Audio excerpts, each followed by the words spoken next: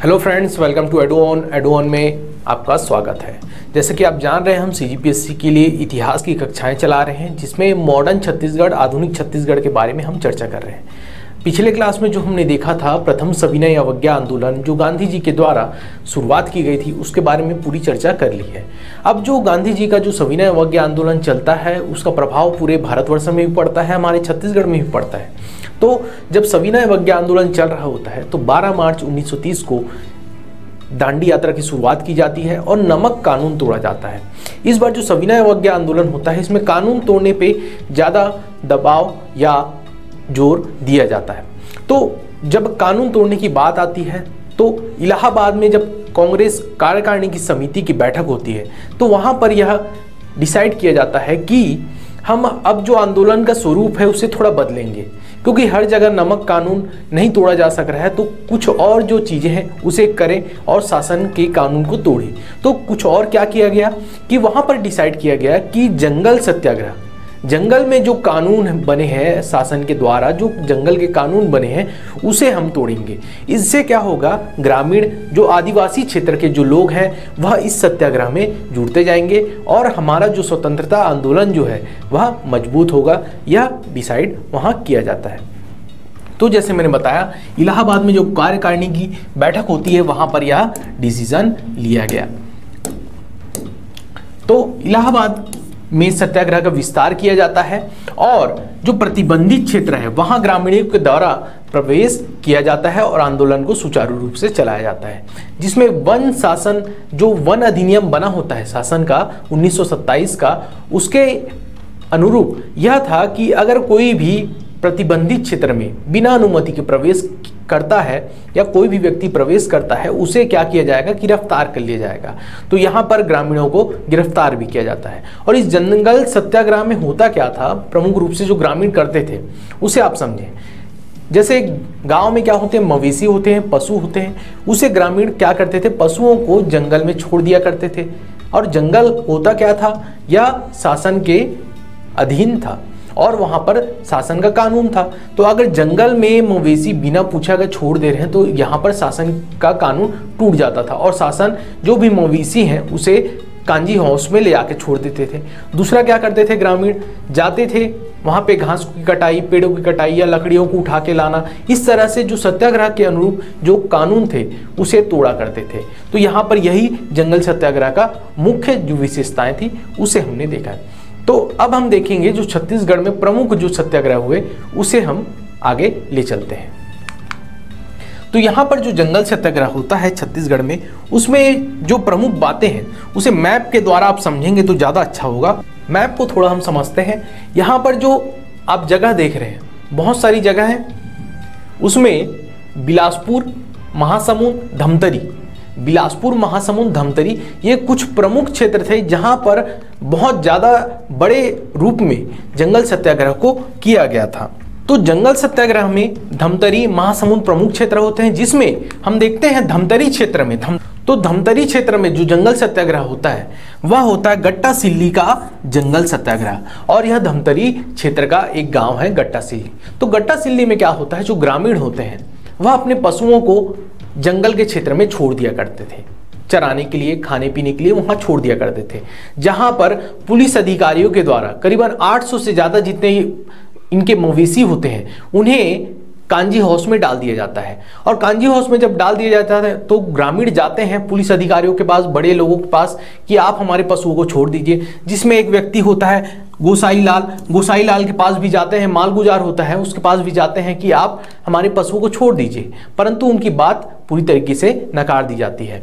तो यहाँ पर क्या होता है, जब यह बात नकार दी जाती है तो ग्रामीण जो है, बड़े जो स्तर के कांग्रेस नेता होते हैं, कार्यकारिणी समिति जो होती है कांग्रेस की, वहां जाकर अपनी बात रखते हैं कि हमारे जो पशुओं को पुलिस अधिकारियों ने कांजी हाउस में डाल दिया है और उसे छोड़ नहीं रहे। तो यह जब बात पता चलती है तो कांग्रेस के जो प्रमुख नेता होते थे उस समय धमतरी, रायपुर के क्षेत्र के, वो है नारायण राव मेघावले, नथुजी जगताप और बाबू छोटेलाल श्रीवास्तव। तो इनके द्वारा करीबन 25 से 50 लोगों की एक समूह बनाकर यहाँ पर सत्याग्रह आंदोलन किया जाता है, जिसे गट्टा सिल्ली सत्याग्रह के नाम से जाना जाता है। और ये जाते हैं कांजी हाउस में। कांजी हाउस में जब पशुओं की नीलामी की कोशिश की जा रही होती है तो इनके द्वारा उसे रोक दिया जाता है और पुलिस अधिकारियों से इनकी झड़प भी होती है, जिसमें पुलिस अधिकारी इन पर लाठियां भी बरसाते हैं, इन पर बहुत सारी प्रताड़ना करते हैं। तो फिर भी जो लोग हैं टस से मस नहीं होते, बिल्कुल हिलते ही नहीं, क्योंकि इन्हें सत्याग्रह का पाठ भी पढ़ाया गया था। क्योंकि आप जानते हैं, अगर पूरा इतिहास मेरे से पढ़े होंगे तो वहां पर मैंने बताया था एक सत्याग्रह आश्रम बनाया गया था, सत्याग्रह आश्रम भी बनाया गया। तो इस सत्याग्रह आश्रम में इन्हें पूरा सिखाया जाता था कि कैसे हमें अंग्रेजों के सामने अपनी बातें रखनी है और कभी भी झुकना नहीं है। तो इस कारण से अंग्रेज जो है यहाँ पर हार मान जाते हैं और उन्हें निःशुल्क रूप से पशुओं को बिना कोई चार्जेस के छोड़ना पड़ता है। और यहाँ पर क्या होता है, ग्रामीणों की जीत होती है और यह गट्टा सिल्ली का जो सत्याग्रह है इसे क्या बोला जाएगा, सफल सत्याग्रह था। यह एक सफल सत्याग्रह में भी गिना जाता है। जब यह सत्याग्रह सफल होता है तो इसके बाद क्या होता है, आसपास के क्षेत्र के लोग और ज्यादा आगे बढ़कर सत्याग्रह में भाग लेते हैं, जिसमें हम देखेंगे दूसरा सत्याग्रह वह है रुद्री नवा गांव का जंगल सत्याग्रह। रुद्री नवा गांव का जंगल सत्याग्रह जो होता है 22 अगस्त 1930 को, और इसका जो नेतृत्व करते हैं वो होते हैं नथुजी जगताप। इसके अलावा भी बहुत सारे नेता इनके साथ जुड़ते हैं, जिसमें हम देखेंगे कि पंडित सुंदरलाल शर्मा जी जब इस आंदोलन में भाग लेने आते हैं तो उन्हें अभनपुर के पास गिरफ्तार कर लिया जाता है और अन्य भी नेता जो है यहाँ भाग लेने की कोशिश करते हैं, उन्हें गिरफ्तार कर लिया जाता है। अब अगर नथुजी जगताप जी जो हैं तो उनके साथ में नारायण राव मेघावली भी हैं, छोटू श्रीवास्तव भी है, छोटेलाल श्रीवास्तव भी है। तो ऐसे जो नेता है इस धमतरी क्षेत्र के रुद्री नवगांव क्षेत्र में यहाँ पर इस सत्याग्रह में भाग लेते हैं। तो यहाँ पर क्या करते हैं, ये जंगल में जाते हैं। जैसे मैंने बताया था कि जंगल में एक विशेष कानून बना हुआ था कि बिना अनुमति के कोई प्रवेश नहीं करेगा। तो ये बिना अनुमति के उस क्षेत्र में प्रवेश करते हैं, घासों की कटाई करते हैं, पेड़ों की कटाई करते हैं। तो इस प्रकार के सत्याग्रह के कार्यक्रम उस जगह किए गए। तो यहाँ पर क्या होता है, पुलिस अधिकारियों को जब जानकारी मिलती है तो क्या किया जाता है, इन्हें गिरफ्तार कर लिया जाता है, उन पर लाठी चार्ज किए जाते हैं। तो जब एक बड़ा जन समूह, एक जन आंदोलन चल रहा होता है तो पुलिस अधिकारियों के द्वारा जब लाठीचार्ज से भी लोग नहीं मानते तो यहां पर क्या होता है कि पुलिस अधिकारियों के द्वारा गोलियां चलाई जाती हैं। जब गोलियां चलती हैं तो उसमें एक व्यक्ति होता है जिसका नाम होता है सिंधु कुमार। सिंधु कुमार को गोली लग जाती है और उसकी मृत्यु हो जाती है। एक व्यक्ति और है जिसकी मृत्यु होती है, वह होता है रेलू। रेलू नाम के व्यक्ति की भी मौत इस गोलीकांड में, या जब गोली चलाया जाता है पुलिस अधिकारियों के द्वारा, उसमें इसकी मृत्यु हो जाती है। तो ये किस क्षेत्र की बात कर रहा हूं मैं, धमतरी क्षेत्र की। धमतरी, ये दूसरा आंदोलन धमतरी क्षेत्र का, एक गट्टा सिल्ली और एक रुद्री नवा गांव। रुद्री को तो आप जानते भी हैं, डैम के नाम से बांध है यहाँ पर बहुत बड़ा, गंगरेल और ये रुद्री। तो रुद्री में यह पूरी घटना होती है और ये जो आंदोलन है बहुत लंबे समय तक चलता है। जब तक गांधी जी और इरविन का समझौता नहीं हो जाता तब तक यह आंदोलन चलता है, जंगल सत्याग्रह, ये रुद्री नवा गांव वाला। तो इसको भी आप ध्यान रखेंगे कि एक लंबा चलने वाला सत्याग्रह है। इसके बाद देखते हैं हम तमोरा जंगल सत्याग्रह। तमोरा कहां पड़ता है, तमोरा पड़ेगा महासमुंद में। यहां देखेंगे ये महासमुंद है, तो महासमुंद में तमोरा, तो महासमुंद में तमोरा सत्याग्रह होता है। इससे एक प्रश्न बना भी है, उसे मैं अभी बताऊंगा। तो तमोरा सत्याग्रह होता है, यह हमें कब देखने मिलता है, सितंबर 1930 के आसपास। सितंबर 1930 के आसपास तमोरा में यह सत्याग्रह होता है। तो धमतरी क्षेत्र के जो नेता थे वो यहाँ नहीं होते, यहाँ पर दूसरे नेता होते हैं। अगर आप क्षेत्र विशेष देखते हुए भी नेताओं के नाम याद रखेंगे तो आपके लिए बहुत अच्छा होगा।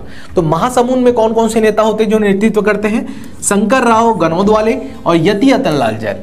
यति अतनलाल जैन और शंकर राव गनौद वाले, ये दोनों मिलकर यहाँ पर इस जंगल सत्याग्रह का नेतृत्व करते हैं।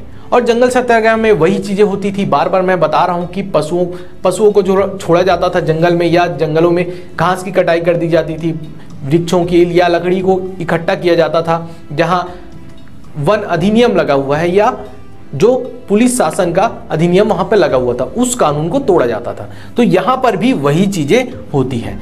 तो जब यह जन आंदोलन बढ़ जाता है, लोगों का बहुत बड़ा जन समूह बढ़ते जाता है, तो उनके बीच में से एक वीर युवती होती है जिसका नाम होता है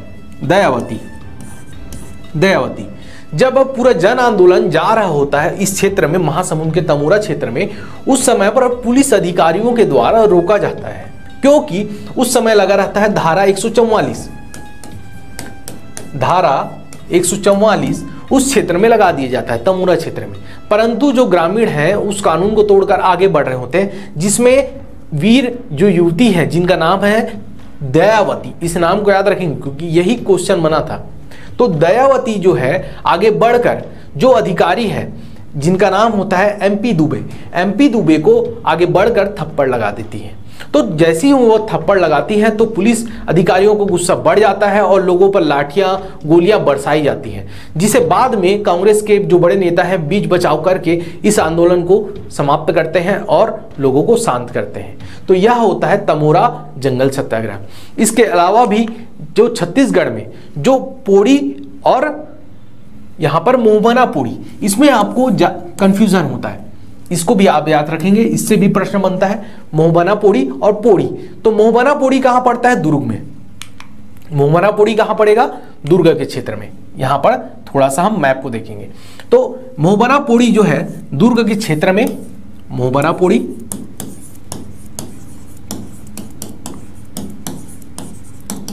कहां? दुर्ग में। और जो दूसरा है वो है पोड़ी। अगर आपको सिंपल पोड़ी बोलेगा तो पोड़ी कहां मिलेगा आपको? बिलासपुर में। क्योंकि दोनों नाम एक जैसे हैं इसीलिए मैं दोनों को आपको एक साथ बता रहा हूं। तो दोनों में क्या होता है यहां पर देखेंगे, मोहबना पोड़ी जो है दुर्ग में, तो दुर्ग में नेतृत्व करते हैं, उनका नाम होता है नरसिंह प्रसाद अग्रवाल।